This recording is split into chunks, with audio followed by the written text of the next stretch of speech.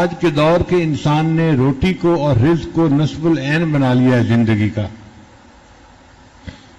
ایسے لگتا ہے کہ ہم دنیا میں شاید آئے ہی اسی خاطر ہیں کہ بس کمانا ہے اور کھانا ہے. تاریخ میں روٹی کو کبھی اتنی اہمیت حاصل نہیں تھی جتنی آج ہو چکی ہے.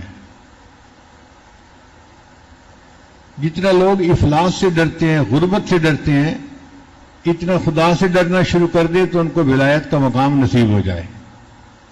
ہر وقت ڈر لگا رہتا ہے، غربت نہ آ جائے، پیسہ نہ کم ہو جائے.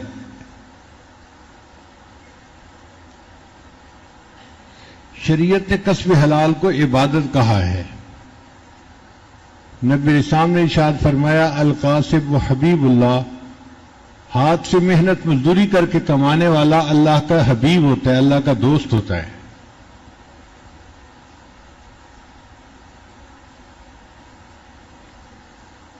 دین اسلام اتنا خوبصورت ہے کہ اس نے ہمیں اعتدال کا سبق دیا ہے. نہ تو دین میں لگ کر دنیا کو خیر بات کہہ دیں اور نہ دنیا میں لگ کر دین سے غفلت برتیں. شریعت کہتی ہے کہ تم دین پہ بھی رہو مگر اپنی دنیا کی ضروریات کو بھی پورا کرو.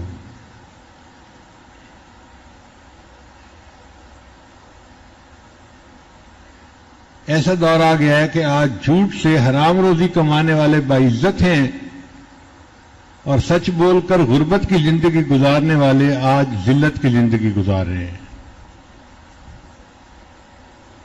یہ ہمارے پیٹ کا مسئلہ موت تک کا نہیں ہے، موت کے بعد تک کا بھی ہے. آخرت میں بھی ہمیں پیٹ کی ضرورت پڑے گی. اگر کوئی بندہ جہنم میں چلا گیا تو وہاں اس کا حال بہت برا ہوگا. حدیث پاک میں آتا ہے کہ ایک جہنمی فرشتے کو کہے گا کہ مجھے بہت بھوک لگی ہے، تو وہ فرشتہ اسے کھانے کے لیے زقوم کا پودا لا کے دے گا، تھوہر کا پودا. کانٹے بھی ہوتے ہیں، کڑوا بھی ہوتا ہے، اور اس کو بھوک اتنی ہوگی کہ یہ اسے کھانا شروع کر دے گا اور وہ کانٹے اس کے گلے میں چبھ جائیں گے اور گلا چوک ہو جائے گا. نہ نگلتے بنے گی نہ اگلتے بنے گی. تو پھر وہ فرشتے کو کہے گا کہ مجھے کچھ پینے کو لا کے دو. تو اس کو پینے کے لیے وہ آپ کو کوئی روح افزا اور جام شیری نہیں دیا جائے گا، بلکہ فرشتہ پیالے میں جہنمیوں کے خون اور پیپ جو ملی ہوئی ہوگی اس کو گرم کر کے لے کے آئے گا.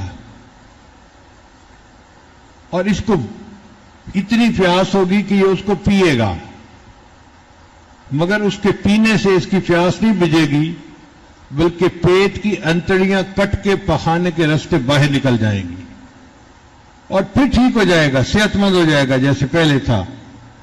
پھر بھوک لگے گی، پھر تھوہر کھائے گا، پھر پانی پیے گا، پھر انتڑیاں کٹیں گی، پھر صحت مند ہو جائے گا، اور یہ سائیکل چلتا رہے گا. اللہ اکبر کبیرہ. اور جو لوگ جنت میں جائیں گے وہاں اللہ ان کو کھانے کے لیے جنت کے پھل عطا کریں گے. وَلَكُمْ فِيهَا مَا تَشْتَهِي أَنفُسُكُمْ وَلَكُمْ فِيهَا مَا تَدَّعُونَ. جو ان کا دل چاہے گا اللہ ان کی خواہش کے مطابق بنی چیز انہیں عطا کریں گے. اب پیٹ تو بھرا جنتی نے بھی اور پیٹ بھرا جہنمی نے بھی، فرق کا اندازہ خود لگا لیجئے کہ جہنمی کتنی ذلت میں ہوگا اور کتنی پریشانی میں ہوگا.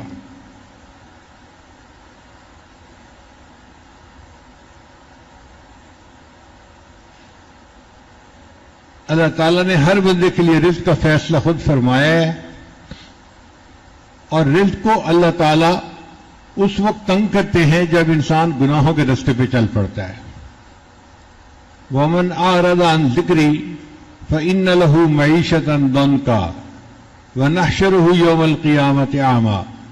اور جو میرے یاد سے اعراض کرے گا، قرآن سے اعراض کرے گا، ہم اس کی معیشت کو تنگ کر دیں گے اور اسے قیامت کے دن انتا کھڑا کر دیں گے۔ اب بتائیے کتنی بڑی سزا ہے۔ اسی لیے کئی لوگ جو دیکھنے میں بڑے امیر ہوتے ہیں ان کا رزق بڑا تنگ ہوتا ہے۔ وہ جی 5 کنٹینر وہاں پھنس گئے، 2 کنٹینر یہاں پھنس گئے، کسٹم والوں نے یہ روک دیا، ٹیکس والوں نے یہ کر دیا، اور میں تو بہت پریشان ہوں۔ کاغذوں میں دیکھو تو کروڑوں پتی بندہ ہے، درجنوں ملوں کا مالک ہے، مگر خرچ کرنے کے لیے پیسہ نہیں۔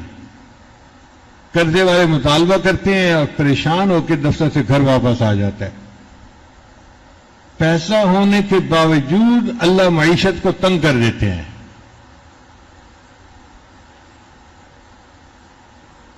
تو ہم اس پریشانی سے کیسے بچیں اور اللہ تعالیٰ سے رزق حلال کیسے مانگیں جو سکون دینے والا ہو؟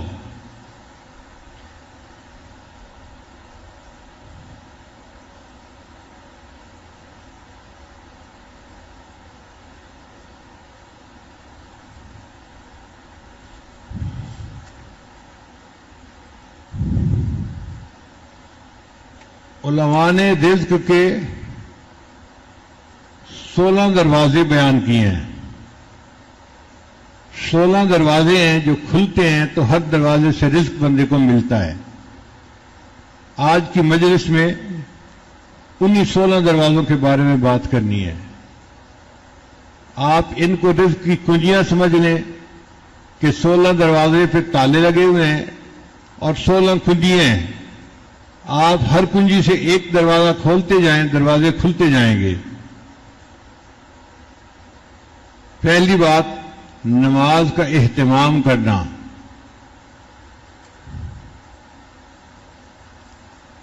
تعدیل ارکان کے ساتھ، سکون کے ساتھ، تسلی کے ساتھ باقاعدگی سے نماز باجماعت پڑھنا، یہ رزق کے لیے پہلا دروازہ ہے۔ گھر کی عورتیں بھی پڑھیں، مرد بھی پڑھیں۔ اور اس کی دلیل کیا ہے؟ اللہ فرماتے ہیں وَأْمُرْ أَهْلَكَ بِالصَّلَاةِ وَاسْتَبِرْ عَلَيْهَا لَا نَسْأَلُكَ رِزْقًا نَحْنُ نَرْزُقُكَ۔ تم نماز ادا کرو اور اہل خانہ کو نماز کے لیے کہو رزق تمہیں ہم دیں گے۔ اللہ تعالیٰ گارنٹی دے رہے ہیں، اللہ تعالیٰ ذمہ داری لے رہے ہیں۔ اب آپ بتائیے کہ اللہ تعالیٰ اپنی ذمہ داری کو پورا کریں گے نا؟ ہمارا کام کیا ہے؟ نماز کو اہتمام کے ساتھ پڑھنا، اور نماز ہی چھوٹ جاتی ہے اس رزق کی پریشانی میں۔ کاروبار لوگوں کی بھی نماز چھوٹ جاتی ہے اور گھر کی عورتوں کی بھی نماز چھوٹ جاتی ہے۔ جس سے رزق بڑھنا تھا اس میں غفلت ہو رہی ہوتی ہے۔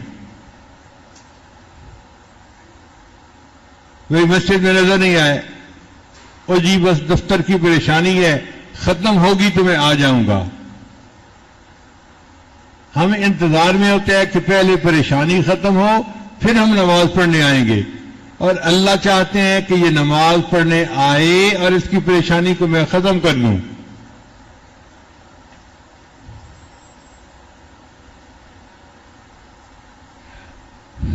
تو رزق کے کھلنے کا پہلا دروازہ نماز کا اہتمام کرنا، اور دوسرا دروازہ کثرت استغفار، استغفار کی کثرت کرنا۔ استغفار کی کثرت سے بھی اللہ تعالیٰ رزق کے دروازے کو کھول دیتے ہیں۔ قرآن مجید میں استغفروا ربکم انہ کان غفارا یرسل السماء علیکم مدرارا ویمددکم باموال، اور اللہ مدد کرے گا تمہاری مال کے ذریعے سے، وبنین، اور بیٹوں کے ذریعے سے، ویجعل لکم جنات ویجعل لکم انہارا۔ تو مال اور بیٹے اللہ تعالیٰ استغفار کی کثرت سے عطا فرماتے ہیں، اور ہم اسی کی طلب میں پریشان پھر رہے ہوتے ہیں۔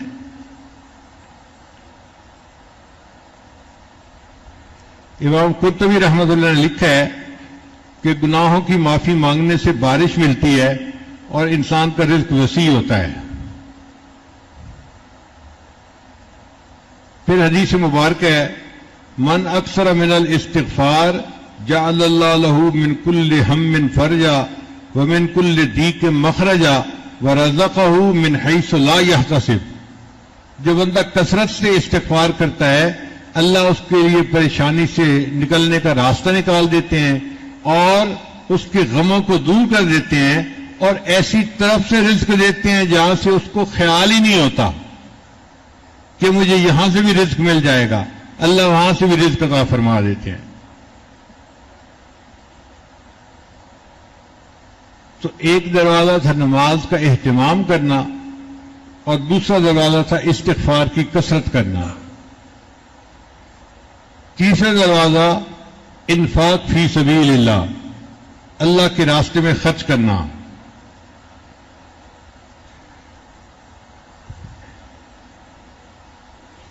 اللہ رب العزت فرماتے ہیں وما انفقتم من شیء فهو یخلفہ.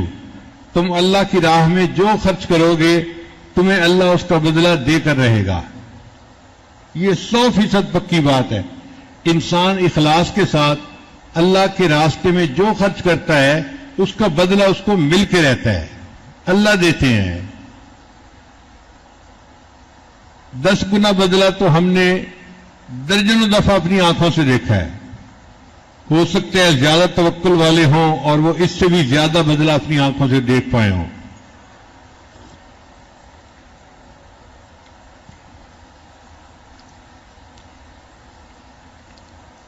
ہم نے نیو یارک میں ایک جگہ مسجد بنانی تھی تو ہمارے ساتھی تھے، وہ مجھے کہنے لگے کہ حضرت آپ واشنگٹن سے یہاں آ جائیں تو مسلمانوں کے لیے ایک مرکز بن جائے گا، پورے علاقے میں مسجد نہیں ہے. ہم نے کہا بہت اچھا. چنانچہ میں واشنگٹن سے اپنے بچوں کو لے کے نیو یارک آ گیا.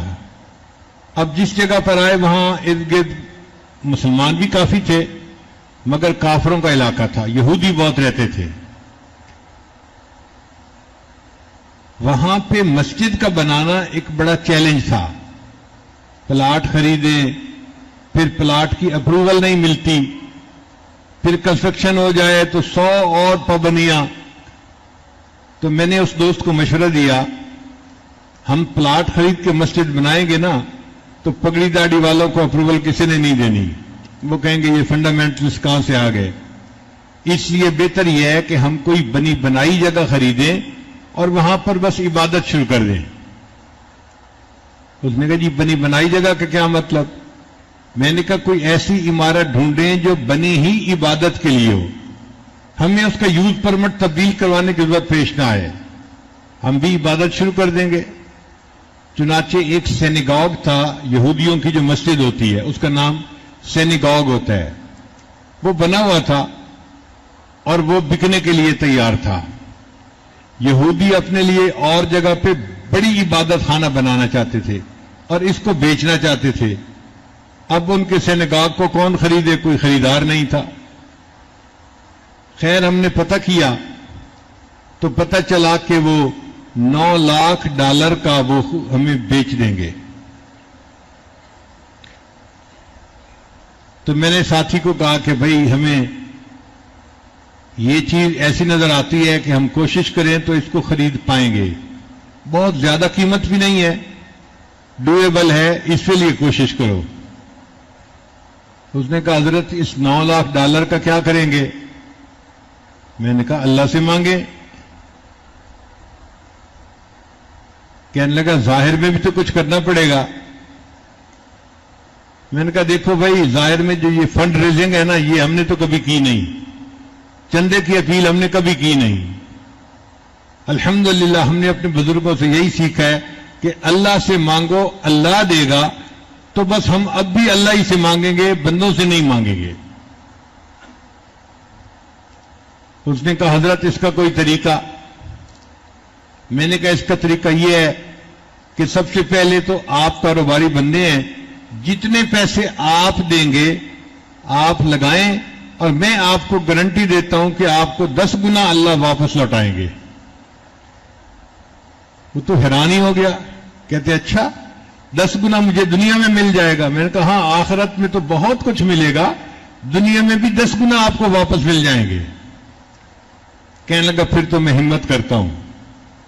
وہ گیا، اس نے جا کے بیوی سے مشورہ کیا، بچوں سے مشورہ کیا، سب کے اکاؤنٹ میں جتنے پیسے تھے تو اس نے $9 لاکھ اکیلے بندے نے پورے کر کے میرے پاس آ گیا، حضرت میں نے اپنے اکاؤنٹ سے، بیوی کے اکاؤنٹ سے، بچوں کے اکاؤنٹ سے جتنے پیسے تھے سب اکٹھے کر لیے اور $9 لاکھ میں نے جمع کر لیے ہیں۔ میں نے کہا ٹھیک ہے، پھر کل چلیں گے، پیمنٹ کر کے اس کو خرید دیں گے۔ اگلے دن ہم گئے اور ہم نے جا کے اس کی ڈیل مکمل کر لی اور ہمیں چابی مل گئی اور ہم نے آ کے اس کی صفائی کی جگہ کی اور اذان دے کے نمازیں شروع کر دی۔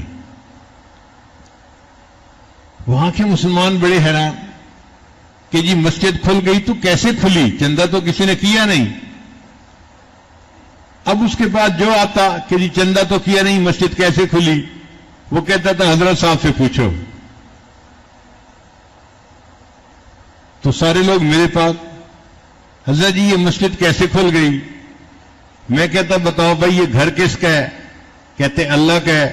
میں نے کہا پھر جس کا گھر ہے اسی نے خریدی ہے نا، اسے پوچھو۔ پھر گھر اللہ کا ہے تو اللہ ہی نے خریدی نا، گھر تو اپنا انسان خریدتا ہے نا، تو اللہ نے خریدی ہے تو اللہ نے کوئی بندوبست کیا ہوگا، اللہ سے پوچھو اللہ آپ نے کیسے اس کو جو ہے نا وہ خریدوا دیا۔ چپ ہو جاتے لوگ۔ ہم نے بالکل کسی کو نہیں بتایا کہ کس نے خریدی، کیسے خریدی، بس نماز شروع کر دی، جمعہ شروع کر دیا۔ اب وہ بندہ جس نے $9 لاکھ خرچ کیے تھے نا میرے پاس آیا، مجھے کہتا ہے حضرت میں نے تو پوری زندگی میں جو کمایا تھا آپ کے اعتماد پر میں نے سب کچھ لگا دیا، اب میرا کیا بنے گا؟ میں نے کہا آپ کو 10 گنا ملے گا، آپ نے تو نفع کا سودا کیا۔ حضرت آپ گارنٹی دیتے ہیں؟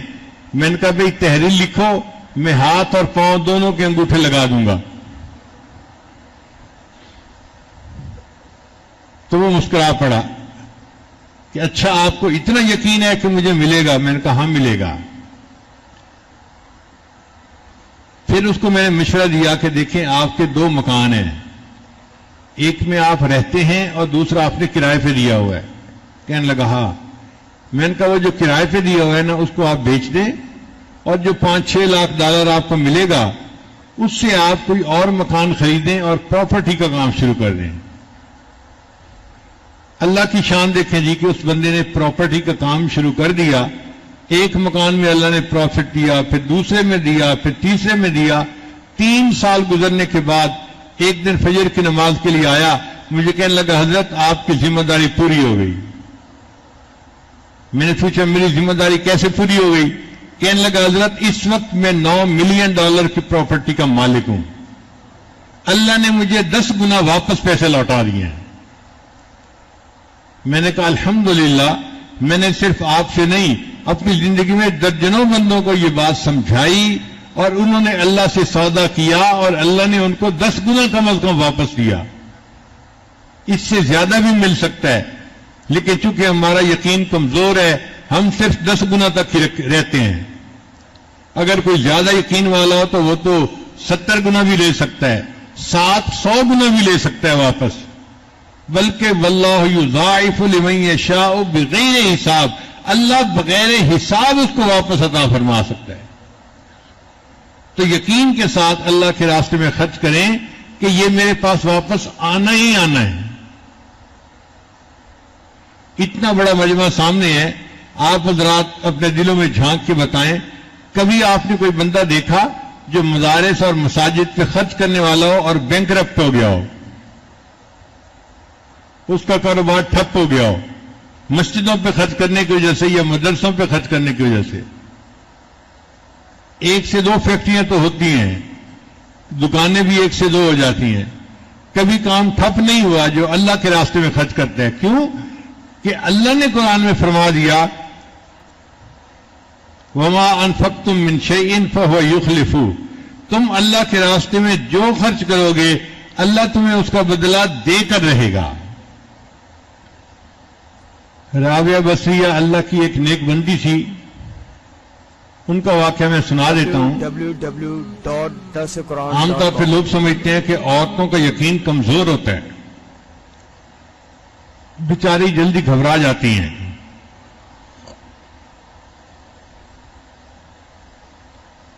جی ہاں، ہماری عورتوں کا یقین کمزور ہوتا ہے اور وہ جلدی گھبرا جاتی ہیں کیونکہ ان کا یقین کسی نے بنایا نہیں ہوتا. جن کا یقین بنا ہوا ہوتا ہے وہ پہاڑ کی طرح مضبوط ہوتی ہیں. تو رابعہ بصریہ اللہ کی وہ بندی تھی جس کا یقین بنا ہوا تھا. اللہ کی شان دیکھیں، ایک دفعہ ان کے گھر مہمان آ گئے. اب جو گھر میں کام کرنے والی باندی تھی پریشان تھی کہ اتنے مہمان آ گئے اور گھر میں کچھ ہے نہیں ان کو کھلانے کے لیے، تو رات کے کھانے کا کیا بنے گا. دروازہ کھٹکھٹایا گیا، ایک بندہ آیا.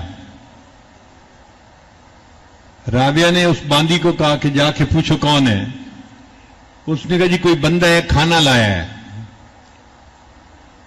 اچھا بھائی کھانا لایا ہے تو روٹیاں گنو کتنی ہیں. وہ جی روٹیاں تو 9 ہیں. انہوں نے کہا نہیں یہ ہمارا کھانا نہیں، یہ اس بندے کو واپس کر دو. اب باندی حیران کہ چلو 9 تو ہے نا روٹیاں، کھانا تو کھلایا جا سکتا ہے، وقت بھی ہو گیا، ہم واپس کر دیں گے تو کیا بنے گا. خیر اس نے جا کے کھانا واپس لوٹا دیا. تھوڑی دیر بعد ایک دوسرا بندہ کھانا لے کے آ گیا. رابعہ نے کہا کہ روٹیاں گنو کتنی ہیں. اس نے کہا جی 9 ہیں. اس نے کہا نہیں ہمارا کھانا نہیں ہے، واپس کر دو. اب وہ کھانا بھی واپس کر دیا گیا. اب دیر بھی ہو گئی، مہمان بھی تھے اور عشاء کے بعد کافی لیٹ ہو گیا تھا ٹائم. تو وہ خادمہ بھی تنگی محسوس کر رہی تھی کہ اب تو ہمیں مہمانوں کے سامنے کھانا رکھ دینا چاہیے، لیکن انہیں سمجھ نہیں آ رہا تھا کہ رابعہ نے 2 مرتبہ اللہ نے کھانا بھیجا، واپس کیوں کر دیا. لو جی تیسری مرتبہ پھر کھانا آیا. رابعہ نے باندی کو کہا کہ روٹیاں گنو. اس نے کہا جی 9 ہیں. اس نے کہا بھائی میں نے کہا یہ ہمارا کھانا نہیں ہے، واپس بھیجو.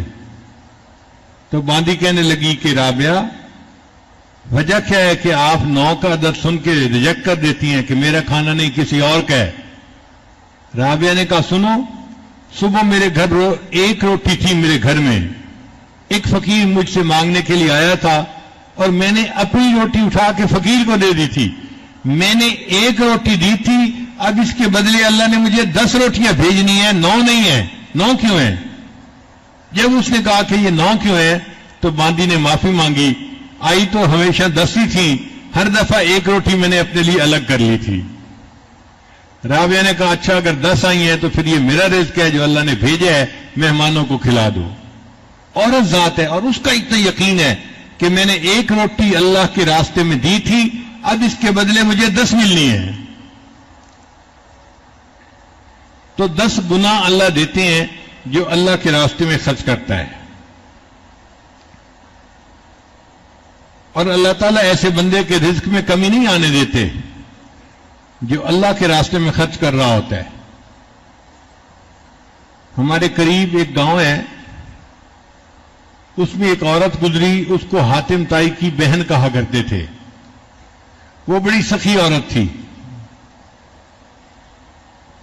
وہ اللہ کے راستے میں خوب خرچ کرتی تھی. اس کا خاوند بڑا ذمہ دار بھی تھا اور گاؤں کا نمبردار بھی تھا، اور وہ گاؤں بالکل سڑک کے کنارے تھا. اکثر لوگ وہاں بس سے اترتے اور پھر اندر جو ان کے گھر تھے ان گاؤں میں چلے جاتے تھے. اس نے دیکھا کہ سڑک پر لوگ بس کا انتظار کر رہے ہوتے ہیں، دھوپ میں کھڑے ہوتے ہیں، بارش میں کھڑے ہوتے ہیں، تو کیوں نہ ہو کہ میں یہاں پر کوئی سائے کی جگہ بنا دیتی ہوں تاکہ ان لوگوں کے لیے انتظار کرنا آسان. تو اس نے ایک کمرہ بنوا دیا، چھت ڈال دی اور مہمانوں کو وہاں بیٹھنے کی، لیٹنے کی سہولت مل گئی. اب مہمان جو آتے تو وہ وہاں ٹھہرتے، گھنٹہ 2 گھنٹہ جو انتظار تھا، پھر چلے جاتے. پھر اس کے ذہن میں خیال آیا ان لوگوں کو پانی پینے کا بندوبست بھی کرنا چاہیے، کچھ کھانا کھلانے کا بندوبست بھی کرنا چاہیے. تو اس نے ان کے لیے کھانے پینے کا بندوبست بھی شروع کروا دیا. اب آپ کو پتہ ہی ہے کہ ہم جیسے جو مفت خورے ہوتے ہیں نا، ان کو مفت میں روٹی مل جائے کہیں تو وہ پلاننگ ہی ایسے کرتے ہیں کہ یہاں سے جائیں گے اور فلاں جگہ رات گزاریں گے، کھانا کھائیں گے اور صبح پھر آگے جائیں گے. رش بڑھنا شروع ہو گیا. اب کھانا کھانے والے 200-300 تک پہنچ گئے. بات شروع ہوئی تھی 5-10 سے، اور اب انتظار گاہ میں 200-300 بندے ہوتے، مگر کھانا پکایا جاتا اور ان کو دیا جاتا. اب کچھ لوگ جو ہوتے ہیں نا، وہ بڑے خیر خواہ ہوتے ہیں، اللہ ہی ان سے نمٹے. ان بیچاروں کو ہضم نہیں ہوتا یہ سب کچھ. اب انہوں نے دیکھا کہ بھئی روزانہ اتنا پیسہ خرچ ہو رہا ہے، یہ عورت کھانا بنوا رہی ہے اور 200 بندوں کو کھانا کھلا رہی ہے. وہ اس کے خاوند کے پاس گئے، سناؤ بھائی، درخت سے کہیں پتے اتار کے لاتے ہو پیسے جو تمہارے پاس کمی نہیں ہے؟ انہوں نے کہا نہیں، میں زراعت سے کماتا ہوں. دیکھو تمہاری بیوی تو ایسے پیسہ لٹا رہی ہے، 200-300 بندوں کو ہر رات کھانا کھلاتی ہے، یہ تو تمہیں کنگال کر کے ہی رہے گی. کوئی دوسرا آ جاتا، وہ بھی اسی طرح کی بات، میاں کچھ جمع کر لو، سوچ سمجھ سے لگاؤ، برا وقت بھی بندے پہ آ جاتا ہے. اب ادھر سے کوئی مشورہ، وہ بندہ اتنا تنگ آ گیا کہ ایک دن اس نے فیصلہ کر لیا کہ اب میں یہ مہمان خانہ جو ہے ختم کر دوں گا. اس نے آرڈر دے دیا، آج کے بعد ہم کسی کو کھانا نہیں کھلائیں گے.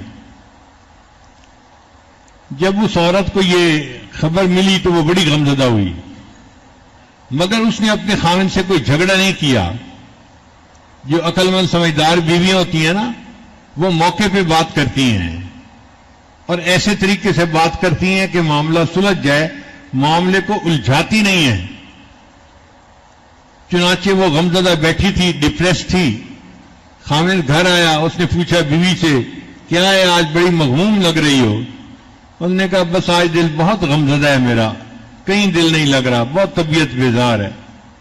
اس نے کہا پھر اچھا ایسے کرو، میں جا رہا ہوں زمینوں پہ مربے میں، تو آپ میرے ساتھ چلو. زمینوں پہ جاؤ گی، وہاں پر سبزیاں دیکھو گی، پھل دیکھو گی، سبزہ دیکھو گی، اور چیزیں دیکھو گی نا، تو تمہیں طبیعت تمہاری فریش ہو جائے گی.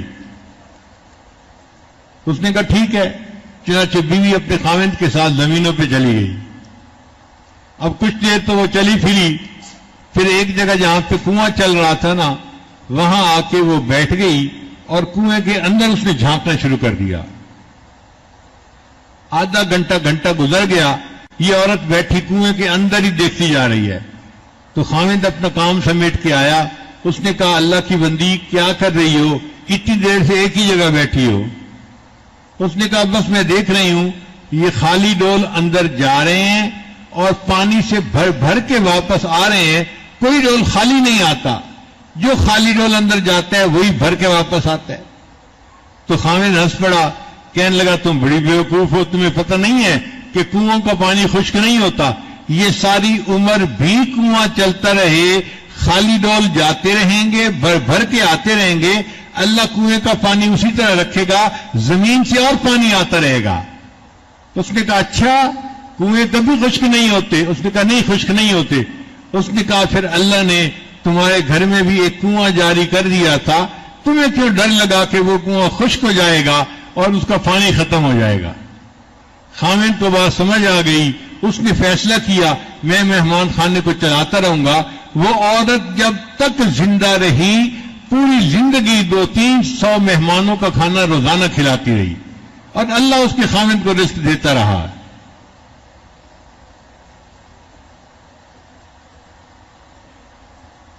تو یقین اگر دل میں ہو تو اللہ تعالیٰ رزق سے انسان کو پریشان نہیں کرتے.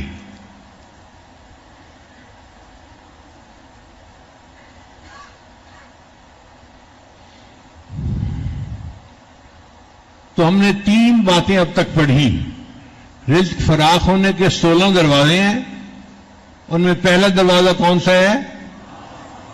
نماز کو اہتمام سے پڑھنا. اور دوسرا دروازہ استغفار کی کثرت کرنا، اور تیسرا دروازہ اللہ کے راستے میں خرچ کرنا۔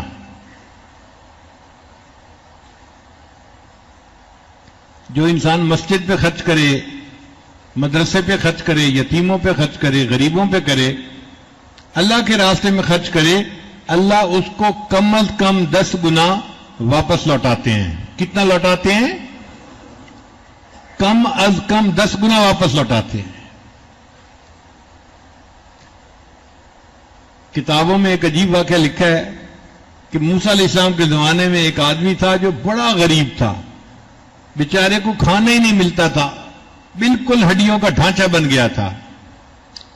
وہ موسیٰ علیہ السلام کے پاس آیا، حضرت آپ کو طور پہ جاتے ہیں، اللہ سے باتیں کرتے ہیں، اس دفعہ جا کے اللہ سے یہ عرض کریں کہ میری پوری زندگی کا جو رزق ہے نا، مجھے اللہ ایک ہی دفعہ دے دے، میں چند دن تو ذرا پیٹ بھر کے تسلی سے کھا لوں۔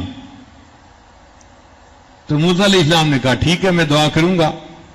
چنانچہ موسیٰ علیہ السلام نے دعا کی اور اللہ نے اس بندے کو چند بوری گندم کی، 2 بکریاں تھیں، کچھ اور تھا، یہ اس کو دے دیا، یہ بھئی تمہاری زندگی کا رزق ہے۔ پھر موسیٰ علیہ السلام مطمئن ہو گئے۔ کوئی 2-4 سال گزرے، اچانک اس کا خیال آیا کہ پتہ نہیں وہ بندہ کس حال میں ہے۔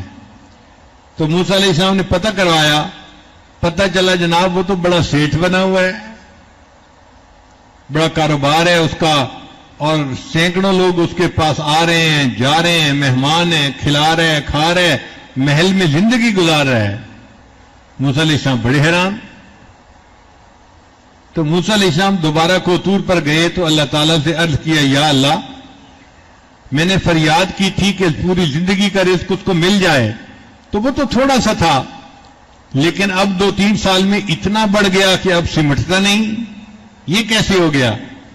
اللہ نے فرمایا، میرے پیارے موسیٰ علیہ السلام، اگر وہ اپنی ذات پہ خرچ کرتا تو اس کا اتنا ہی رزق تھا جو اس کو ملا تھا۔ اس نے میرے ساتھ نفع کا سودا کیا، وہ مہمانوں کو کھلاتا تھا، اللہ کے لیے کھلاتا تھا، غریبوں کو، اور جتنا وہ کھلاتا تھا میں 10 گنا انہیں واپس لوٹاتا تھا۔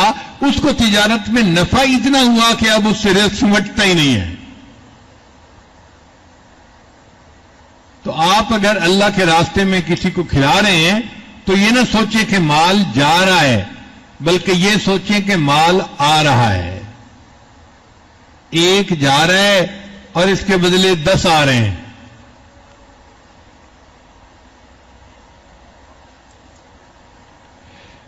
پھر رزق کا چوتھا دروازہ تقوی اختیار کرنا۔ اللہ تعالی ارشاد فرماتے ہیں، وَلَوْ أَنَّ أَهْلَ الْقُرَىٰ آمَنُوا وَاتَّقَوْا لَفَتَحْنَا عَلَيْهِمْ بَرَكَاتٍ مِّنَ السَّمَاءِ وَالْأَرْضِ۔ اگر یہ بستی جیسوں والے تقوی اختیار کرتے تو ہم ان کے لیے آسمان سے رزق کے دروازوں کو کھول دیتے۔ اللہ آسمان سے رزق کے دروازے کھولتے ہیں جو انسان گناہوں سے بچتا ہے۔ اللہ رب العزت قرآن مجید میں فرماتے ہیں، وَمَن يَتَّقِ اللَّهَ، اور جو اللہ سے ڈرنے والا بندہ ہو، يَجْعَل لَّهُ مَخْرَجًا، اللہ تعالیٰ اس کے لیے مخرج بنا دیتا ہے، وَيَرْزُقْهُ مِنْ حَيْثُ لَا يَحْتَسِبُ، اور ایسی طرف سے رزق دیتا ہے جس کا اس کو گمان ہی نہیں ہوتا۔ ہم بھی اگر تقوی اختیار کریں گے تو اللہ رب العزت ہمارے لیے رزق میں آسانیاں فرما دیں گے۔ پھر 5واں دروازہ ہے کثرت عبادت۔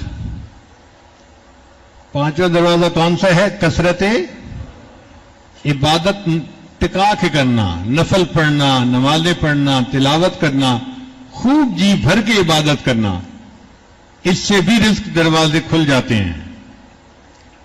حدیث مبارک ہے، ابن آدم تفرغ لعبادتی، اے ابن آدم میری عبادت کے لیے اپنے آپ کو فارغ کر لے، املأ صدرک غنن، میں تیرے سینے کو غنا سے بھر دوں گا، واسد فقرک، اور تمہاری تنگ دستی کو میں بند کر دوں گا۔ یعنی عبادت کرنے سے اللہ تنگ دستی کو بند کر دیتے ہیں اور سینے کو غنا سے بھر دیتے ہیں۔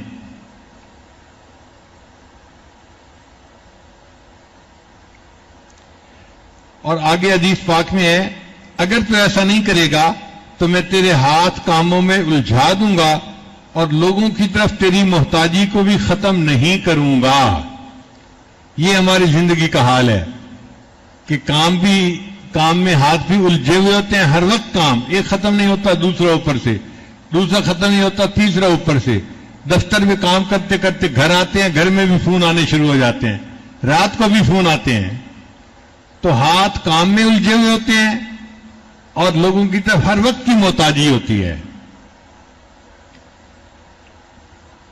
یہ ترمذی شریف کی روایت ہے. تو کثرت عبادت کا پانچواں طریقہ نہیں، رزق کی فراخی کا پانچواں طریقہ کثرت عبادت ہے، عبادت کی کثرت کرنا. اور آج ہماری عادت ہوتی ہے کہ باقی نماز تو چلو پڑھ لی، نفل چھوڑ دیتے ہیں.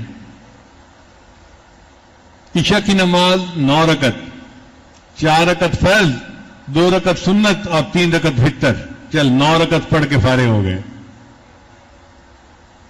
تو جب ہمارے اندر عبادت کا شوق اور ذوق ہی نہیں تو رزق میں فراخی کیسے ہوگی؟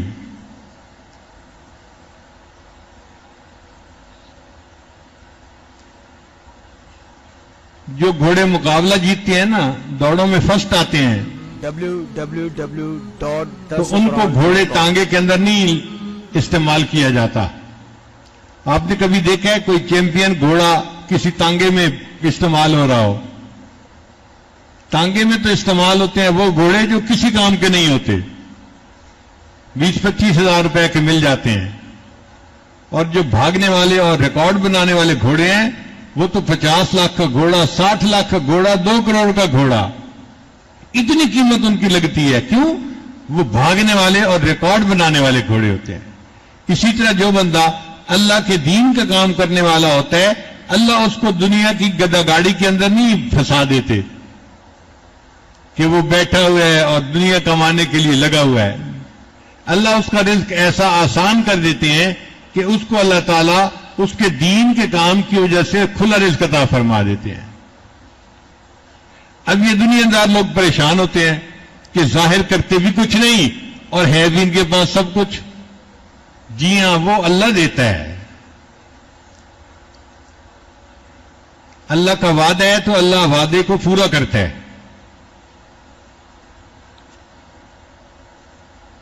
پھر چھٹا دروازہ جس سے کہ انسان کا رزق بڑھتا ہے، حج عمرے کی کثرت کرنا، ہر سال حج کرنا اور عمرہ بار بار کرنا.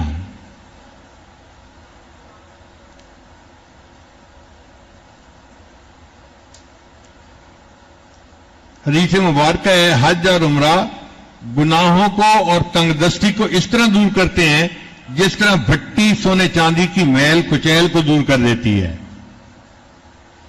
بھٹی پہ سونا پگھلا کے سونے کا جو کھوٹ ہوتا ہے نا اس کو الگ کر دیتے ہیں. تو حج اور عمرہ اس طرح انسان کی تنگ دستی اور انسان کے گناہوں کو اس سے الگ کر دیا کرتے ہیں. تو جن کو اللہ توفیق دے وہ کثرت سے حج کریں، عمرہ کریں. سال میں ایک عمرہ نہیں، کئی مرتبہ عمرہ، ہر مہینے عمرہ کریں. اس سے بھی زیادہ کہ اللہ توفیق دے تو اس سے بھی زیادہ کریں. جتنا حج عمرہ کریں گے اللہ اتنا اور رزق میں برکتیں عطا فرمائیں گے.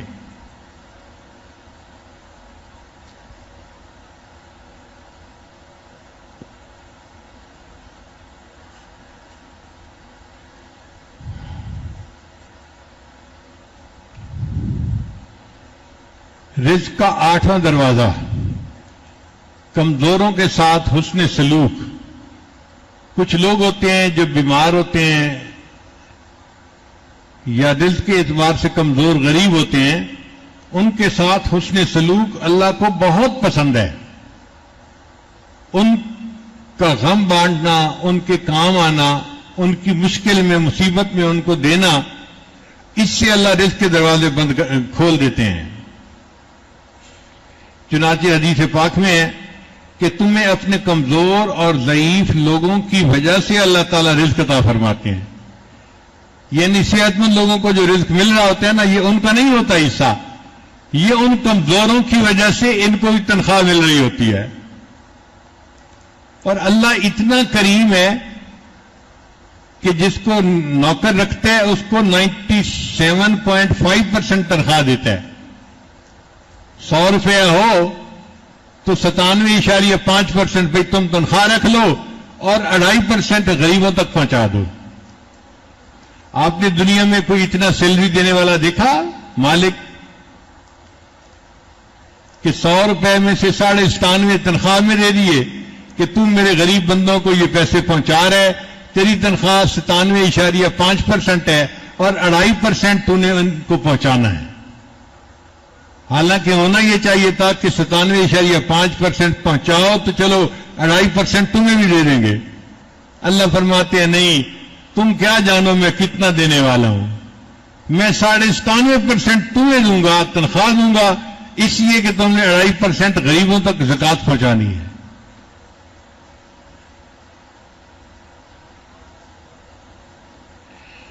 پھر 9 دروازہ جس سے انسان کا رزق بڑھتا ہے وہ ہے توکل. وَمَن يَتَوَكَّلْ عَلَى اللَّهِ فَهُوَ حَسْبُهُ, جو اللہ پہ توکل کرتا ہے اللہ اس کے رزق کے دروازے کھول دیتے ہیں.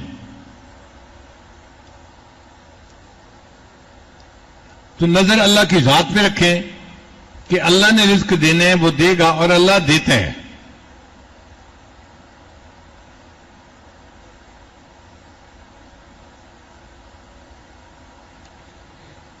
پلے رزق نہ بندے پکھو تے درویش, پلے رزق نہ بندے پکھو تے درویش, جنہ تکیا رب دا انہاں رزق ہمیش. جو اللہ پہ توکل کرتے ہیں اللہ انہیں ہمیشہ رزق عطا فرماتا ہے, اللہ رزق کا بندوبست کر دیتا ہے. تو نظر اللہ کی ذات پہ رکھیں, پھر دیکھیں اللہ تعالیٰ آپ کو کیسے رزق عطا فرماتے ہیں. اور 10واں دروازہ شکر ادا کرنا.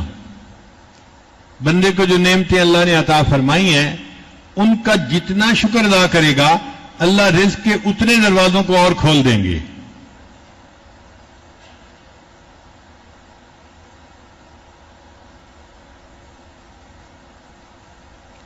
اللہ تعالیٰ فرماتے ہیں لَإِن شَكَرْتُمْ لَأَزِيدَنَّكُمْ, اگر تم شکر ادا کرو گے تو میں اپنی نعمتیں تمہیں اور زیادہ عطا فرماؤں گا.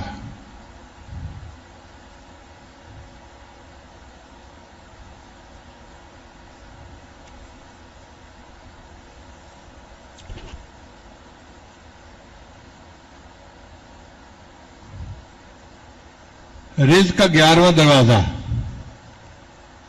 انسان گھر جائے اور اہل خانہ کو مسکرا کے سلام کرے. مردوں کی عادت ہوتی ہے نا, کام سے جاتے ہیں تو گھر جاتے ہوئے بڑا سیریس بنے ہوئے ہوتے ہیں.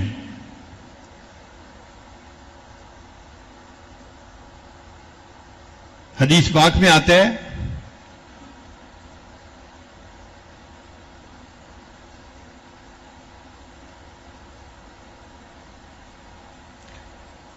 سیدہ صدیقہ لانا فرماتی ہیں کہ نبی علیہ السلام نے فرمایا کہ 3 باتیں ہیں کلہم ضامن علی اللہ, ان 3 کاموں کے کرنے پر اللہ ضمانت دیتا ہے کہ میں رزق بڑھا دوں گا. ان میں سے ایک ہے رجل دخل بیتہ بسلام فہو ضامن علی اللہ, وہ بندہ جو اپنے گھر میں واپس داخل ہو اور اہل خانہ کو مسکرا کر سلام کرے, اللہ ضمانت دیتے ہیں میں اس کے رزق کو فراخ کر دوں گا. آپ بتائیے کبھی ہمارا دھیان اس طرف گیا کہ یہ بھی رزق کا دروازہ ہو سکتا ہے؟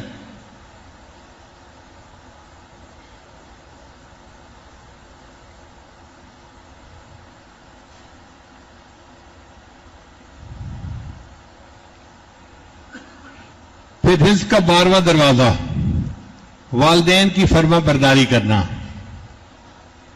جو بندہ اپنے والدین کا فرما بردار ہوتا ہے اللہ تعالیٰ اس کو رزق کی تنگی میں نہیں آزماتے. کتابوں میں 2 باتیں لکھی ہوئی ہیں. جس گھر میں کسی بچے کا نام محمد ہوگا اس نام کی برکت سے اللہ اہل خانہ کو تنگ دستی میں نہیں آزماتے. اور دوسرا, جس گھر میں بچے ماں باپ کے فرما بردار ہوں گے اللہ اس گھر والوں کو رزق کی تنگی میں نہیں آزماتے.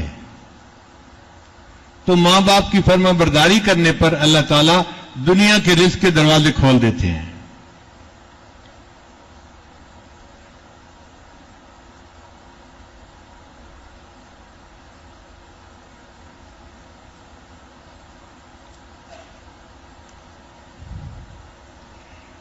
رزق کا 13واں دروازہ دوام طہارت، ہر وقت باوضو رہنا. اب یہ کوئی کام ہی نظر نہیں آتا، لیکن اس کا تعلق عادت کے ساتھ ہے. جیسے ہمیں بے وضو رہنے کی عادت ہے، اب ہم اس کو تبدیل کر کے باوضو رہنے کی عادت بنا لیں. ہر وقت باوضو، جب بیت الخلاء جانا ہو تو وضو کر کے نکلیں، پھر وضو ٹوٹے پھر وضو کر لیں. بس نیت یہ ہو کہ اللہ میں نے زندگی باوضو گزارنی ہے. ہر وقت باوضو رہیں گے تو اس سے رزق کے دروازے بھی کھل جائیں گے.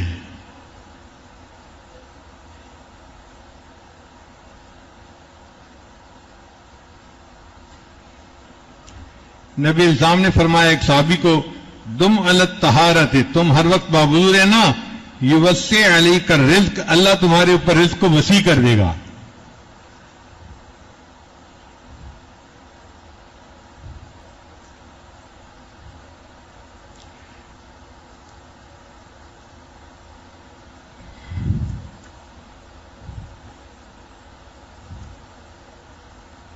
یہ جو ہم نے رزق کے 13 دروازے پڑھے ہیں، ان کو ایک دفعہ پھر دوہرا لیتے ہیں تاکہ بات ذہن نشین ہو جائے. رزق کا پہلا دروازہ نماز کا اہتمام کرنا. اگر کوئی لکھنے چاہتے ہیں تو آپ بے شک اس کو لکھ لیجئے، یہ بہت مستند باتیں ہیں. نماز کا اہتمام کرنا، دوسرا ہے استغفار کی کثرت کرنا، تیسرا ہے اللہ کے راستے میں خرچ کرنا.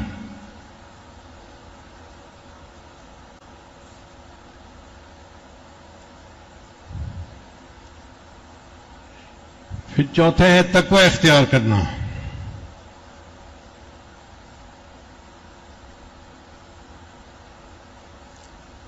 پھر آگے ہے عبادت کی کثرت کرنا. پھر ہے کثرت سے حج اور عمرہ کرنا.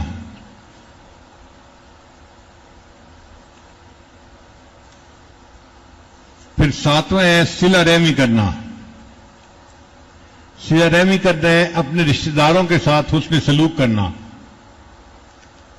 بھائی کے ساتھ، بہن کے ساتھ، چچا، ماموں، پھوپھو، یہ جو قریبی رشتہ دار ہوتے ہیں نا، ان کے ساتھ اچھا سلوک کرنا، اس سے بھی بندے کا رزق بڑھتا ہے.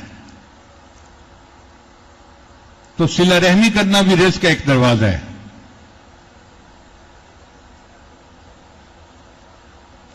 پھر کمزوروں کے ساتھ حسن سلوک کرنا. پھر توکل کرنا. پھر اللہ کا شکر ادا کرنا. اور آگے ہے اہل خانہ کو سلام کرنا جب گھر جائے مرد. اور 12واں ہے والدین کی فرما برداری کرنا. اور 13واں ہے وضو کی پابندی کرنا، محافظت کرنا. 14واں نمبر ہے چاشت کی نماز پڑھنا. دن کے 10 بجے جو 4 نفل پڑھے جاتے ہیں اس کو چاشت کی نماز کہتے ہیں، صلاۃ الضحیٰ. جب سورج کی گرمی اتنی ہوتی ہے نا کہ پاؤں زمین پہ رکھیں تو پاؤں رکھے نہیں جاتے، اس کو صلاۃ الضحیٰ کہتے ہیں. عام طور پہ ہمارے دفتروں اور دکانوں میں جانے کا وہی ٹائم ہوتا ہے، 10-11 بجے کا. اور حدیث پاک میں آتا ہے کہ اس وقت جو نفل پڑے گا اللہ اس کے رزق کو فراغ کر دیں گے. تو بندہ خود بھی نفل پڑھ کے دفتر جائے اور اہل خانہ کو بھی سمجھائے کہ بھئی چاشت کی نماز پابندی سے پڑھنا، اللہ ہمارے رزق میں برکت دیں گے. عورتیں اگر چاشت کی نماز پابندی سے پڑھنا شروع کر دیں، اللہ رزق کی پریشانیوں کو ختم فرما دیتے ہیں.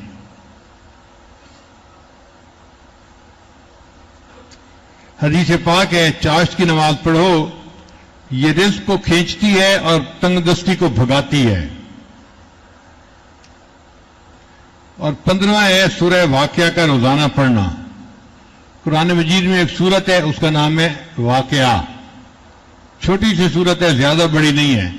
جو بندہ روزانہ اس کو باقاعدگی سے پڑھے اللہ اس کو رزق کی پریشانی سے نکال دیتے ہیں۔ عبداللہ ابن عباس عنہ بڑے عالم تھے، عثمان غنی عنہ کے پاس آئے ملنے کے لیے، تو عثمان غنی عنہ کو اللہ نے بہت مال و دولت دی تھی، غنی بنا دیا تھا۔ انہوں نے فرمایا عبداللہ میرا دل چاہتا ہے کہ تمہاری بیٹیاں ہی بیٹیاں ہیں، بیٹا نہیں ہے، تو میں تمہیں بہت ساری رقم دے دوں تاکہ تم اپنی بیٹیوں کے لیے خرچے کا بندوبست کر دو۔ تو عبداللہ ابن عباس نے جواب دیا عثمان غنی عنہ کو، امیر المومنین مجھے آپ کے تعاون کی ضرورت نہیں ہے۔ تو عثمان غنی عنہ بڑے حیران ہوئے، تعاون کی ضرورت نہیں ہے تو پھر کیسے گزارا ہوگا؟ انہوں نے آگے سے کہا کہ مجھے نبی علیہ الصلوۃ والسلام نے یہ بات بتائی تھی کہ اگر تم سورہ واقعہ کو روزانہ پڑھ لو گے اللہ تمہیں رزق کی تنگ دستی سے بچا لیں گے۔ میں نے اپنی ساری بیٹیوں کو سورہ واقعہ یاد کروا دی ہے اور انہیں تلقین کی ہے کہ وہ روزانہ اس کو پڑھیں، میری بیٹیوں پہ کبھی فاقہ نہیں آ سکتا۔ اتنا یقین تھا ان کو۔ اور 16واں نمبر ہے اللہ سے دعا کرنا۔ چنانچہ جو بندہ اللہ سے دعا کرتا ہے اللہ اس کے لیے رزق کے دروازے کھول دیتا ہے، اور آج کی رات دعا کی رات ہے، لہذا آپ اللہ سے جتنا مانگنا چاہتے ہیں آپ اللہ سے مانگیں، اللہ عطا فرمائیں گے۔ اللہ کے خزانے میں کوئی کمی نہیں ہے کہ جی بجٹ کم ہو گیا آپ دے نہیں سکتے، یہ تو دنیا کی حکومتوں کی باتیں ہوتی ہیں۔ اللہ تعالیٰ تو کائنات کے خزانوں کا مالک ہے، جو مانگیں گے اللہ عطا فرما دیں گے۔